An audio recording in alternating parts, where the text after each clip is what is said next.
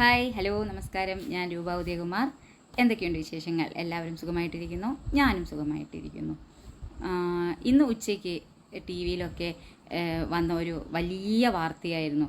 ഈ സമയം വരെ ടി വി ചാനലുകളിലൊക്കെ മാറി മാറി പോകുമ്പോഴും ഈ ഹേമ കമ്മിറ്റി റിപ്പോർട്ട്, അതിൽ സിനിമാ നടികൾ നേരിടുന്ന ഒരുപാട് പ്രശ്നങ്ങളെക്കുറിച്ചും അത് എന്താണ് ഇത്രയും കാലം ഒളിവിലായിരുന്ന പല കാര്യങ്ങളും മറനീക്കി പുറത്തു വന്നിരിക്കുന്നു, അങ്ങനെയാണ് ഇങ്ങനെയാണെന്ന് പറഞ്ഞ് സ്ത്രീകൾക്ക് വേണ്ടി സംസാരിക്കുന്ന കുറേ പേർ, സ്ത്രീകൾ അനുഭവിക്കുന്ന കാര്യങ്ങളെക്കുറിച്ച് പറയുന്ന ഒരുപാട് പേർ, അങ്ങനെ ഒരു ജഗപുക എന്ന് തന്നെ വേണമെങ്കിൽ പറയാം. ശരിക്കും പറഞ്ഞു കഴിഞ്ഞാൽ ഇതൊക്കെ ഏതൊരു സമയത്തും എല്ലാ സ്ത്രീകളും എല്ലാ സ്ഥലങ്ങളിലും നേരിടുന്ന കാര്യങ്ങൾ തന്നെയായിരുന്നു. പക്ഷേ സിനിമയിൽ അത് ഒന്നുകൂടി വലിയ രീതിയിൽ സ്ത്രീകൾ അനുഭവിക്കേണ്ടി വന്നു എന്നുള്ളതാണ് യഥാർത്ഥത്തിൽ നടക്കുന്നത്. അതിൽ റിപ്പോർട്ടിൽ പ്രധാനമായിട്ട് പറയുന്നത് മലയാള സിനിമയിൽ കാസ്റ്റിംഗ് കൗച്ച് നടക്കുന്നു. സത്യമാണ്, കാസ്റ്റിംഗ് കൗച്ച് നടത്തിയിട്ടാണ് പല നടിമാരും സിനിമയിലേക്ക് കയറിയതെന്നും അങ്ങനെ നടത്തുന്നതിലൂടെയാണ് അവർക്ക് അവസരങ്ങൾ ലഭിക്കുന്നതെന്നും അങ്ങനെ ഒരുപാട് കാര്യങ്ങൾ പറഞ്ഞും പറയാതെയും പോകുന്നുണ്ട്.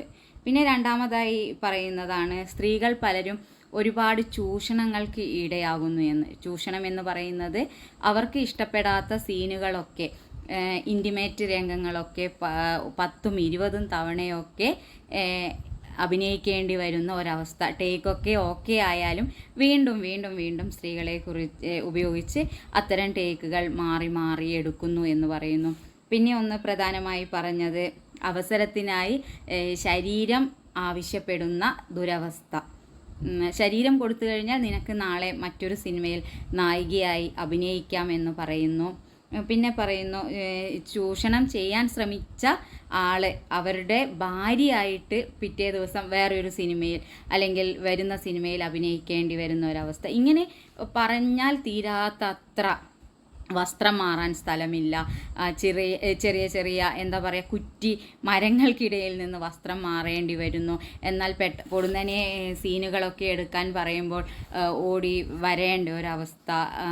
ഒരു രീതിയിലും സ്ത്രീകൾക്ക് പരിഗണനയോ അല്ലെങ്കിൽ മുൻഗണനയോ നൽകാതെ പുരുഷ മേധാവിത്വം കാണിക്കുന്നു എന്നുള്ളതാണ് എല്ലാവരും പൊതുവിൽ പറയുന്നത്. അതിൽ പ്രധാനപ്പെട്ട ഒരുപാട് നടന്മാരുണ്ട്.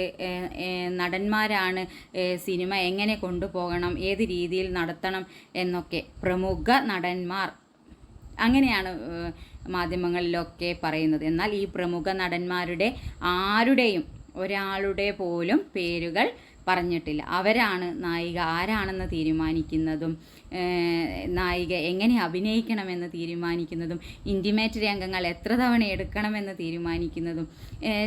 വേറെയൊന്നും അതിൽ പറയുന്നത് കേട്ടു, കഥകിനൊക്കെ വന്ന് ചവിട്ടിപ്പൊളിക്കുന്നത് പോലെ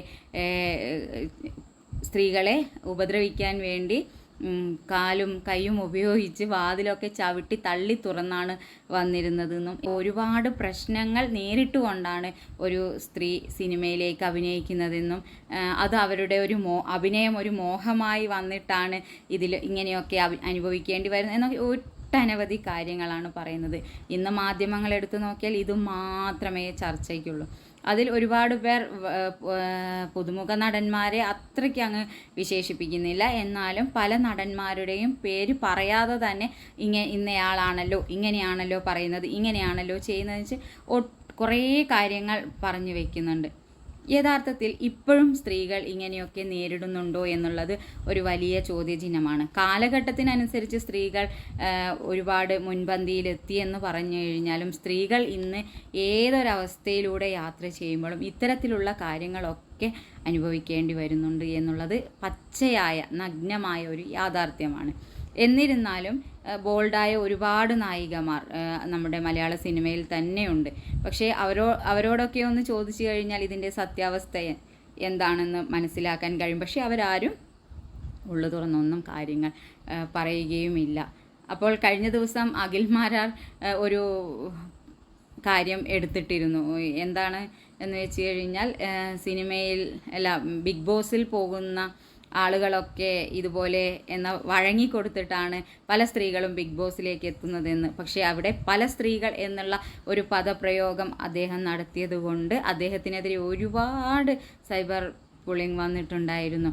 അപ്പോൾ ഇന്ന് ഹേമ കമ്മിറ്റി റിപ്പോർട്ടിൽ പല പുരുഷന്മാരെന്ന് വളരെ വ്യക്തമായിട്ട് പല നടന്മാരെന്ന് വ്യക്തമായിട്ട് പറയുന്നുണ്ട്. അപ്പോൾ ഏത് നടന്മാരെന്ന് വ്യക്തമാക്കേണ്ട കടമയും കൂടെ ആ ഒരു റിപ്പോർട്ടിനുണ്ട്. കേൾക്കുന്നവർക്ക് മനസ്സിലാകണമല്ലോ, ഇന്നേ നടന്മാർ, അത് എത്ര വലിയ കൊമ്പത്തിരുന്നവനായാലും ശരി, കൊമ്പില്ലാതെ ഇരിക്കുന്നവനായാലും നടന്മാർ എന്ന് പറഞ്ഞിട്ടുണ്ടെങ്കിൽ അവരുടെ പേര് വെളിപ്പെടുത്തേണ്ട കർത്തവ്യം കൂടി ഈ കമ്മിറ്റി അംഗങ്ങൾക്കുണ്ട്. അപ്പോൾ തീർച്ചയായിട്ടും ഈ ഇത്തരത്തിലുള്ള റിപ്പോർട്ടുകൾ, സിനിമയിലെ ചൂഷണങ്ങൾ നേരിടുന്ന സ്ത്രീകൾക്കുള്ള ഒരു എന്താ പറയുക, പാഠപുസ്തകമായി ഈ ഒരു വലിയ റിപ്പോർട്ട് വായിക്കുമ്പോൾ ഇതിൽ നിന്ന് നമുക്ക് മനസ്സിലാക്കേണ്ടത്, സ്ത്രീ എന്ന് പറയുന്നത് എപ്പോഴും എവിടെയും ഏത് സമയം ചൂഷണത്തിന് ഇരയാക്കപ്പെട്ടുകൊണ്ടിരിക്കുന്നു എന്നുള്ള യാഥാർത്ഥ്യം തന്നെയാണ്.